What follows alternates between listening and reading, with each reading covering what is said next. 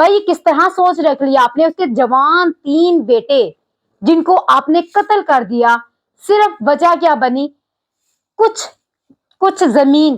चाचा ने अपने 3 भतीजों को कत्ल करने के बाद अभी भी बड़े धड़ल्ले के साथ कहता है भाभी से अगर मैं मिलूंगा तो भाभी मुझे माफ कर देगी, क्योंकि मैं भाभी से माफी मांग लूंगा और माफी मांगूंगा तो वो मुझे माफ कर देगी।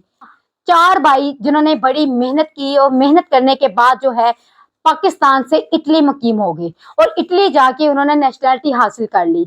नेशनैलिटी के बाद वो पाकिस्तान आए और एक भाई की शादी उन्होंने तय कर ली। भाई की शादी रखी और शादी के बाद उन्हीं कजन के साथ जिनके साथ उनका बचपन गुजरा और जवानी तक उनके साथ खेलते रहे, और उन्होंने अपनी खुशियों में अपने ही उन भाइयों को, अपने कजन्स को, अपने रिश्तेदारों को अपनी खुशियों में शरीक किया। लेकिन उन्हें नहीं पता था कि वो हसद की आग में जल रहे हैं। वो इतना जल रहे हैं कि उनकी जो हसद की आग है वो वहां तक पहुंच गई है कि उनको कत्ल करने की नौबत तक आ गई। वो खाने पे बुलाते हैं, दावत पे बुलाते हैं, अपने चाचा को बुलाते हैं, चाचा के बेटों को बुलाते हैं और अच्छा सा खाना रखते हैं। और उन्हें नहीं पता होता कि करते हैं, अपनी गन निकालते हैं और चारों भाइयों के ऊपर फायर कर देते हैं। अस्सलाम वालेकुम, मैं हूं शगुफ्ता सलीम। बचपन में इंसान अपने भाइयों के साथ, अपने कजन्स के साथ इस तरह खेलता है, उन्हें ये नहीं पता होता है कि जिनके साथ वो बचपन गुजार रहे हैं, फिर आहिस्ता आहिस्ता जब जवानी में आते हैं भाइयों वाला सलूक जो है वो खत्म हो जाता है। वो खत्म ऐसे होता है जब इंसान के अंदर हसद पैदा होती है, क्योंकि हसद जो है एक बीमारी है और वो हसद आहिस्ता आहिस्ता इंसान को अंदर ही अंदर दीमक की तरह खाए जाती है।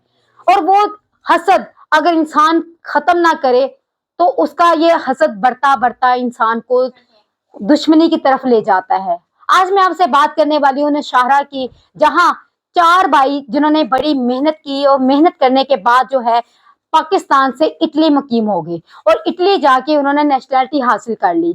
नेशनैलिटी के बाद वो पाकिस्तान आए और एक भाई की शादी उन्होंने तय कर ली। भाई की शादी रखी और शादी के बाद उन्हीं कजन के साथ जिनके साथ उनका बचपन गुजरा और जवानी तक उनके साथ खेलते रहे, और उन्होंने अपनी खुशियों में अपने ही उन भाइयों को, अपने कजन्स को, अपने रिश्तेदारों को अपनी खुशियों में शरीक किया। लेकिन उन्हें नहीं पता था कि वो हसद की आग में जल रहे हैं। वो इतना जल रहे हैं कि उनकी जो हसद की आग है वो वहां तक पहुंच गई है कि उनको कत्ल करने की नौबत तक आ गई। वो खाने पे बुलाते हैं, दावत पे बुलाते हैं, अपने चाचा को बुलाते हैं, चाचा के बेटों को बुलाते हैं और अच्छा सा खाना रखते हैं। और उन्हें नहीं पता होता कि वही जो चाचा के बेटे हैं वो उनके दोस्त नहीं, उनके भाई बनकर नहीं, बल्कि उनके दुश्मन बनकर आए हैं। वो जैसे ही टेबल के पास बैठते हैं, अपनी गन निकालते हैं और चारों भाइयों के ऊपर फायर कर देते हैं, जबकि 3 भाई मौका पर ही हलाक हो जाते हैं और एक भाई जो अस्पताल जेरे इलाज है। अब वो जो चाचा है, चाचा की आप हैरानगी सुने, चाचा की बातें आप सुने कि चाचा ने अपने 3 भतीजों को कत्ल करने के बाद अभी भी बड़े धड़ल्ले के साथ कहता है कि अगर मैं अपनी भाभी को मिलूंगा, क्योंकि भाभी जो होती है वो माँ समाद होती है, और भाभी भाभी से अगर मैं मिलूंगा तो भाभी मुझे माफ कर देगी, क्योंकि मैं भाभी से माफी मांग लूंगा और माफी मांगूंगा तो वो मुझे माफ कर देगी।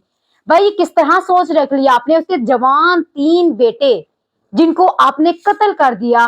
सिर्फ वजह क्या बनी? कुछ कुछ जमीन, कुछ मरले की जमीन थी जिसकी वजह से उन्होंने ये जो है ये सारा हंगामा किया। उनका कहना है कि ये जो जमीन है, हमारा जो दादा था, दादा ने जब तकसीम की है तो वो तकसीम पे हम राजी नहीं थे। वो शायद तब की वो बातें दिल में लिए रखे जो है किसी को बता नहीं रहे थे, लेकिन शायद वो इस चीज का इंतजार कर रहे थे कि जैसे ये सारे इकट्ठे होंगे भाई तो हम सारे भाइयों को एक ही जगह पे कत्ल कर देंगे। अपने इस लालच से जो है, जो उन्होंने एक कहानी बना रखी थी उसमें वो कामयाब हो गए, लेकिन एक जो है उनका भाई अभी भी जेरे इलाज है। ये सारा जो वाकया है ये सारा हसद की वजह से जाता है।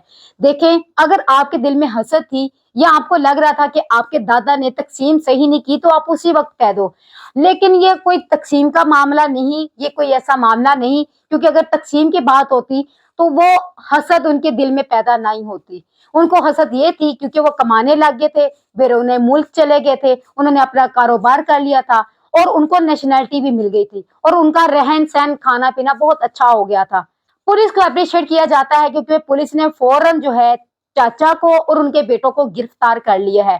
लेकिन अभी भी उसका जो चाचा है वो अपनी हत्या के वो मान गया है, इकरार जुर्म भी कर लिया है। इसके बावजूद कहता है कि जो मेरी जो भाभी है वो मुझे माफ कर देगी।